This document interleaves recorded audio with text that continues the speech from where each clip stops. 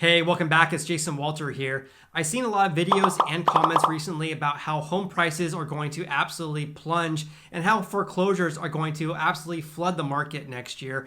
In addition, people are saying that because of these mortgage loan forbearances, that's going to cause a lot of foreclosures. Does this mean we're in a housing bubble and the real estate market's going to absolutely implode?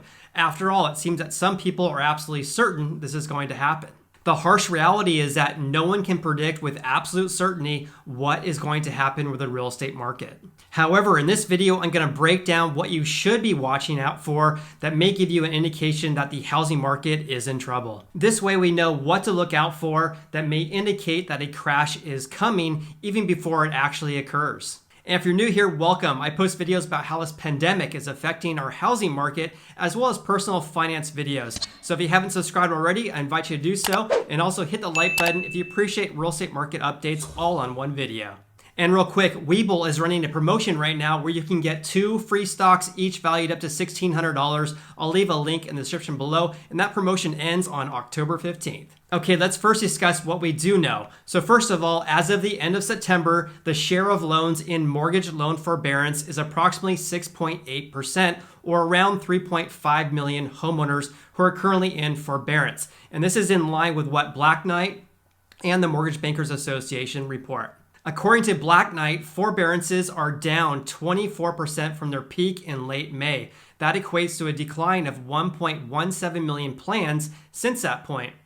During the peak, we had almost 5 million homeowners who were in mortgage loan forbearance. So we know that we have around 3.5 million homeowners in the US who have a mortgage loan forbearance. What we do not know is how many of these people entered into an optional forbearance. And what I mean by that is those people who decide to enter into a forbearance even though they still could afford their mortgage. After all, it's very, very easy to enter into a mortgage loan forbearance, and I actually made a video about it and why I opted not to do a mortgage loan forbearance, and I'll leave a link up here. But don't take my word for it, so here's the actual text from the CARES Act, and that's that $2 trillion bill that was passed in late March, which allowed people to enter into a forbearance. And it says here that during the covered period, a borrower with a federally backed mortgage loan experiencing a financial hardship due to COVID-19 emergency may request forbearance on the federally backed mortgage loan by submitting a request to the borrower's loan servicer and by affirming that the borrower is experiencing a financial hardship during the COVID-19 emergency. It goes on to say that upon receiving a request for forbearance from the borrower, the servicer shall, with no additional documentation required other than the borrower's attestation to a financial hardship caused by COVID-19, provide the forbearance for up to 180 days, which may be extended for additional period for up to 180 days at the request of the borrower.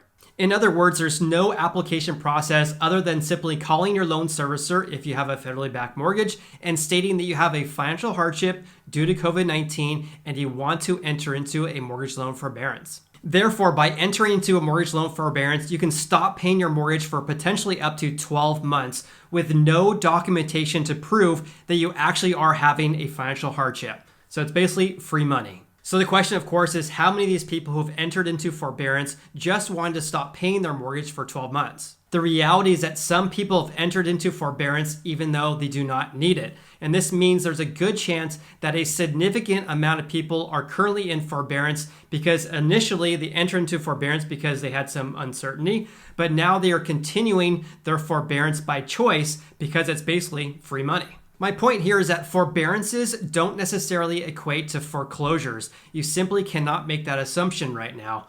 After all, if you truly have a financial hardship due to COVID-19 and you have a federally backed mortgage, then you do have options when you exit that mortgage loan forbearance. And a great resource for you if you want to check it out is knowyouroptions.com. Therefore, the number of forbearances is not a good indicator of a housing market crash. Instead, let's discuss what you should be looking out for that may be an indicator that a crash is going to happen. Don't get me wrong, this video is not about me saying now's a great time to buy and home prices are going to go up forever. That is absolutely ridiculous. So let's focus on some key things that you should be watching out for to protect yourself and be informed. The first thing to look out for is increasing mortgage interest rates. And buyers are so used to low rates. So we've been around 3% for a 30-year fixed mortgage for about 4 months. And also rates have been less than 4% since June 2019. And remember, if rates go up, that decreases the buyer's purchasing power. However, the Fed has already indicated that they plan to keep the federal funds rate at or near 0% through at least 2023. And by the way, this does not mean you can get a mortgage for 0%. So the federal funds rate is a short-term rate that banks charge each other, not what consumers pay. However, this rate can affect mortgage rates indirectly. So the Fed keeping their rates low should mean that mortgage interest rates should remain low in the foreseeable future until at least 2024. A second thing to look out for is foreclosures increasing significantly. We all know that we have a foreclosure moratorium that's in place until at least December 31st. And the keywords there, of course, are at least, because this has been extended 2 or 3 times this year. So we'll have to see if this gets extended once again. So the question is, because the foreclosure moratorium is set to expire on January 1st, does this mean we're going to have a spike of foreclosures in January and home prices are going to absolutely tank in January? And the answer is no, and here's why. Home prices have been increasing at record levels this year. On a national level, the median home price is at an all-time high of $310,600, and home prices have increased 11.4% from August 2019. In addition, in California, where I live, home prices broke last month's record and hit another high of $706,900. And that is up 14.5% from August 2019. So what does this mean? This means that homeowners have equity in their houses right now, and very few have negative equity, meaning they owe more than the house is worth. So according to CoreLogic, the national share of homeowners with negative equity is only 3.2%.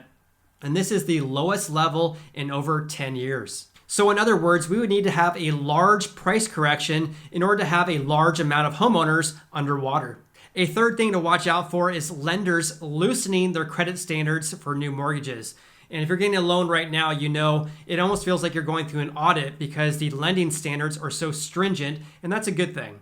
When you compare that to 2008, for example, just about anyone back then qualified for a loan. I mean, back then, as long as you can put fog in the mirror, you would qualify for a home loan. Back then, believe it or not, you could get a mortgage loan without providing any proof of your income. So you literally could call your bank and say, hey, I want to get a mortgage loan. And they would ask you, okay, how much money do you make? You could just simply say, I make $100,000. And they would not ask for any documentation to prove that you actually make $100,000. It was absolutely nuts. And that loan program was called stated income loans. That, of course, is what caused the real estate market crash in 2008, and gone are those days because, thankfully, the real estate standards for getting a loan are much more stringent.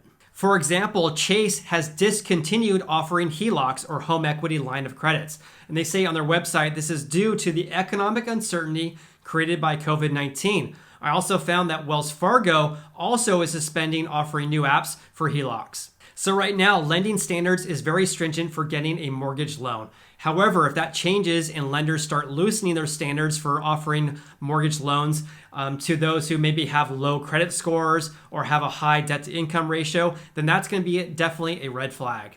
If that happens, then more people would qualify for a home loan, and I would expect that to cause a surge of activity in the real estate market and home prices to increase further. But we're simply not seeing loose lending standards for home loans. However, it's definitely something to watch out for. A fourth thing to watch out for is an increase of the number of houses available for sale, or the increase of inventory levels in the US. So of course, right now we're at historically low inventory levels, and on a national level, total housing inventory is down 18.6% from 1 year ago. Here's also a report that I ran today, which shows inventory in light green, and dark green is the number of houses sold. And this is over a 15-year period in 9 major Northern California counties. When looking at inventory in light green there, you can see that there was over 30,000 houses available for sale at the peak in 2007. Now there's only about 4,000 houses available for sale. Therefore, at our peak, there were 7 times more houses available for sale. So clearly housing inventory is very low right now, and we have a long ways to go before reaching another peak like we saw in 2007 and 2008. However, if we saw a huge influx of houses available for sale and sellers really listed their houses left and right, then we may expect to see an adverse effect on house prices. So each of these four things could have an adverse effect on home prices. However, in my opinion, you would have to see all four of these occur at the same time in order to have a housing crash. In order to cause a complete meltdown of the housing market and to cause a housing market crash, you would need all of the following to happen. Mortgage rates increasing greatly, foreclosures greatly increasing as well, and loosening of credit standards to a great extent. And on top of that, the nail on the top of the coffin would be a huge increase of inventory. If all these happen at the same time, then definitely we expect to have a housing market crash. But we're not seeing that right now, but I definitely want you to be informed of what to look out for.